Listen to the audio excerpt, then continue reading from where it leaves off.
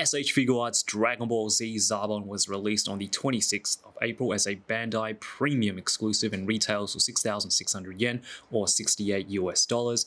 As per usual, I pre-order all of my exclusives through the premium Bandai Japan site, but for those who pre-ordered Zarbon through premium Bandai US, you should receive your orders in late May.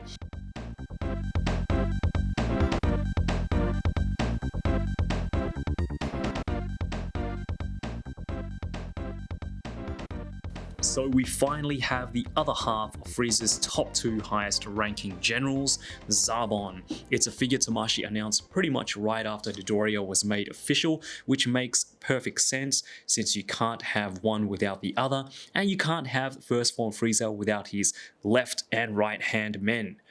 Zarbon and Dodoria is everything I love about Dragon Ball, unique, flamboyant characters who might not be at the top of many want lists for figures, but it's certainly a character that I'm really excited to have in my collection.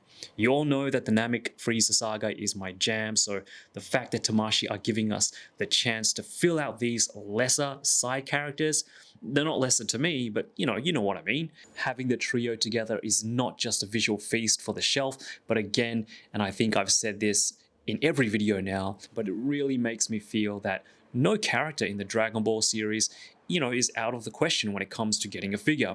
Obviously, it'll take more time for some than others, but I'm sure eventually we'll get there with pretty much every character you would want in figure form. Alright, that's enough of me rambling. Onto the figure.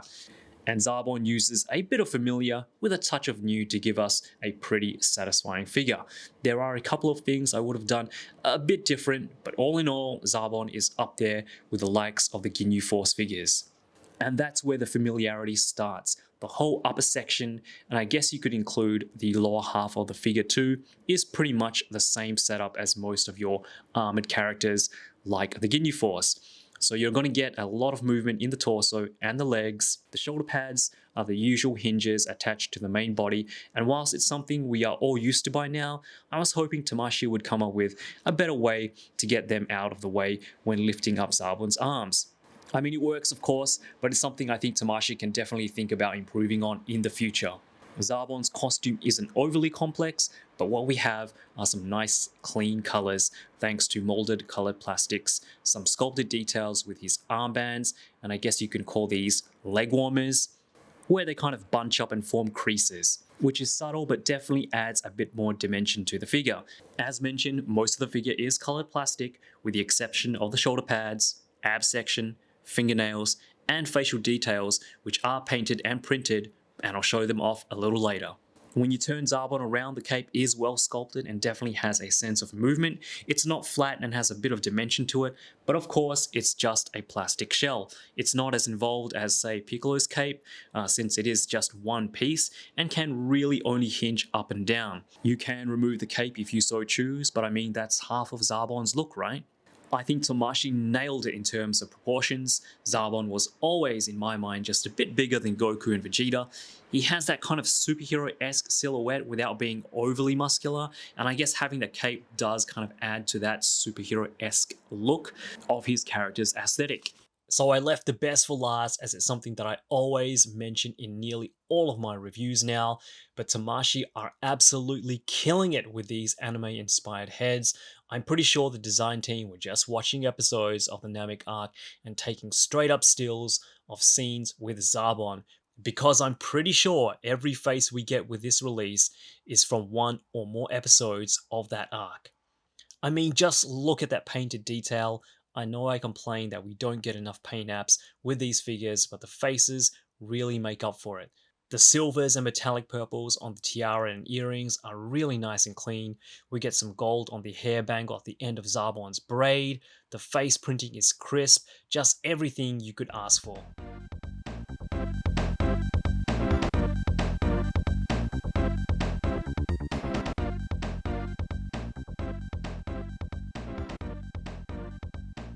Alright, so looking at Zarbon's articulation, as I mentioned before, he's very similar in terms of articulation when it comes to posability to the Ginyu Force. So if you have any of those figures, you kind of know what you're getting yourself into, which is great because it means Zarbon is really well articulated. He's very poseable, save for maybe like one aspect, which I will get into later.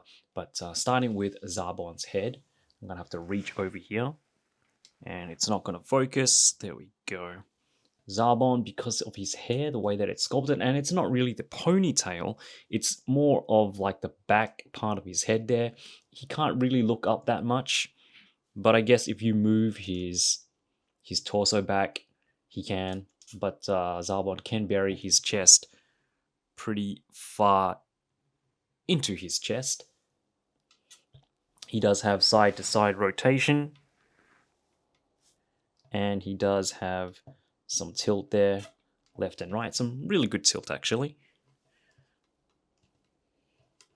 And again, his head and neck are independent pieces, so the neck and the head will get him to move his head relatively well. The shoulder pads here are on hinges, as per usual. And Zarbon can move his arm way past 90 degrees. You get 360 rotation, and my Zarbon's arms are a little bit squeaky, but that's okay. And there goes my phone. Sorry, guys. He does have upper bicep swivel.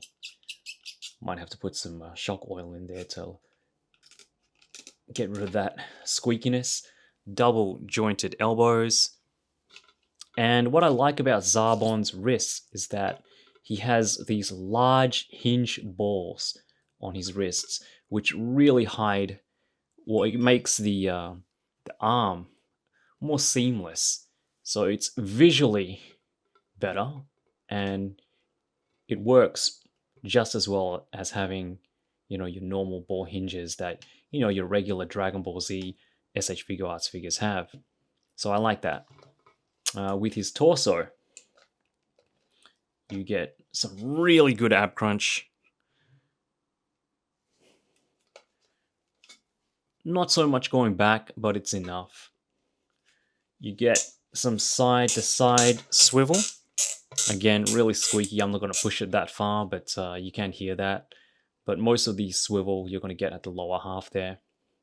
And the upper and lower torso joints are on ball joints there, so you can get them to, you know, tilt a little bit side to side.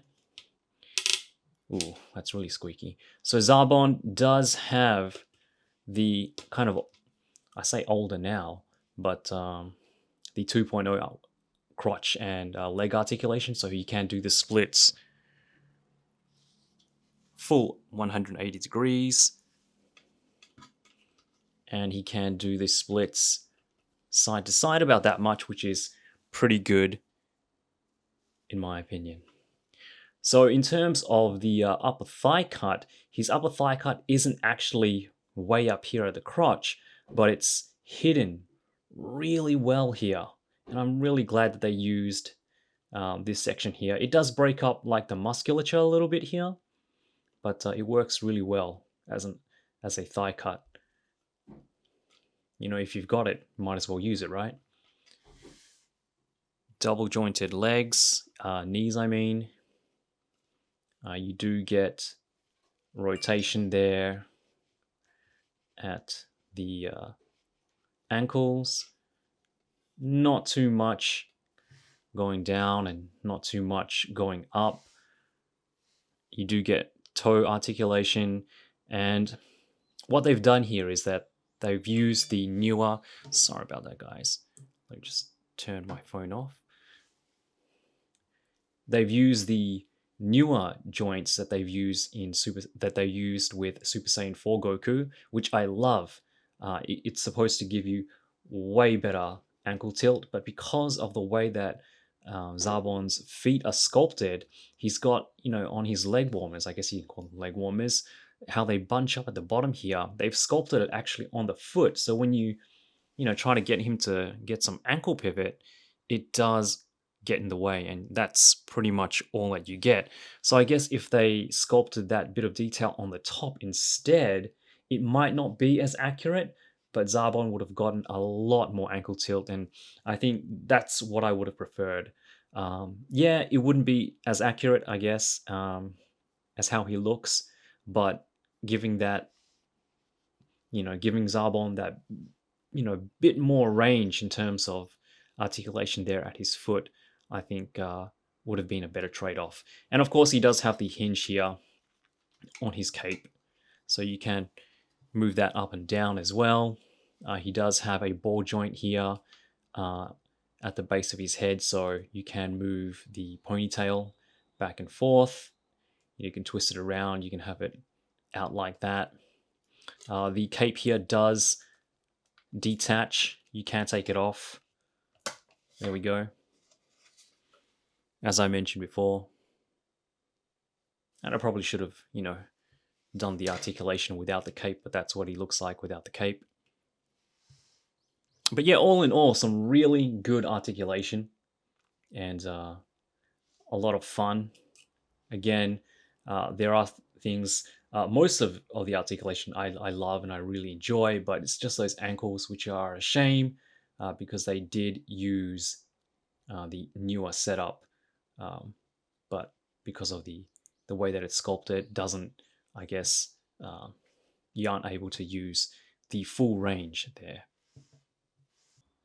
Alright guys, just a little side note because, I am human and I do forget things sometimes. I did skip over the fact that Zarbon does have butterfly joints, as all S.H.FIGUARTS, or most S.H.FIGUARTS Dragon Ball Z figures do. Ooh, that's squeaky. I really gotta put some oil in there. But as you can see, he can bring his arms way past into his chest like that. So that's really good range right there. Obviously, you're gonna get some gaps at the back here, but again, some really good range there. The shoulder pads unfortunately do get in the way, but I just wanted to show you the range of his butterfly articulation right there. And yeah, hopefully I didn't forget anything else.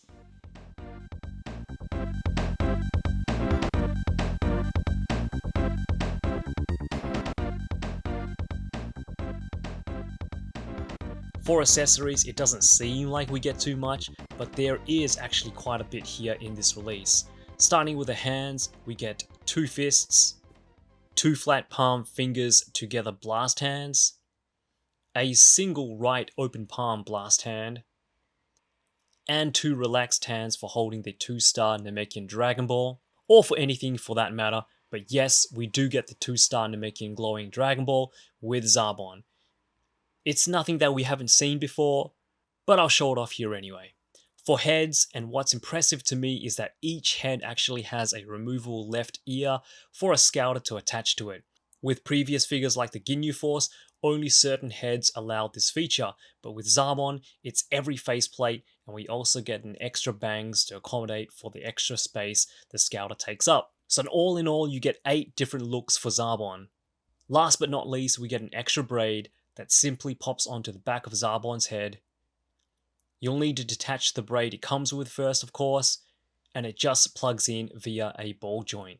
The optional braid piece just kind of lays over Zarbon's shoulder to give you some different display options.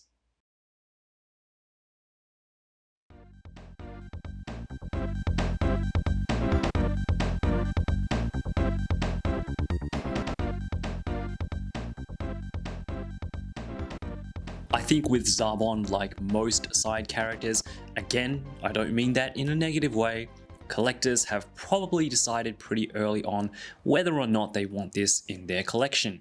It's a figure you don't really want just on its own. Like I said in my Dodoria review, these guys come as a pair or as a trio with First Form Frieza in the middle.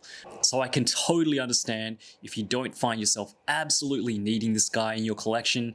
If you're like me and you love everything about Dragon Ball, especially Z, this is a must.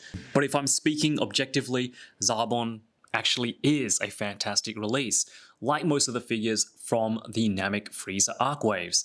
It feels like I'm saying the same thing every review, but this really is pretty much everything I expect in a Figuarts Dragon Ball release. Anime aesthetics, great articulation for the most part, and enough accessories to give you options for your display.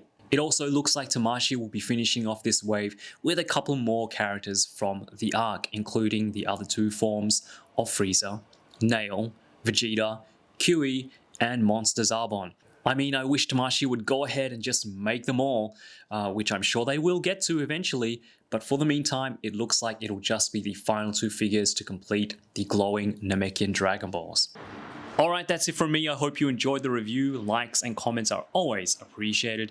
But if you want to show the channel some extra love, there is a new thanks button feature, much like a super chat in live streams, where you can make a contribution to the channel if you are in the position to do so. It'll help out the channel a lot, but either way, I always appreciate you guys just tuning in.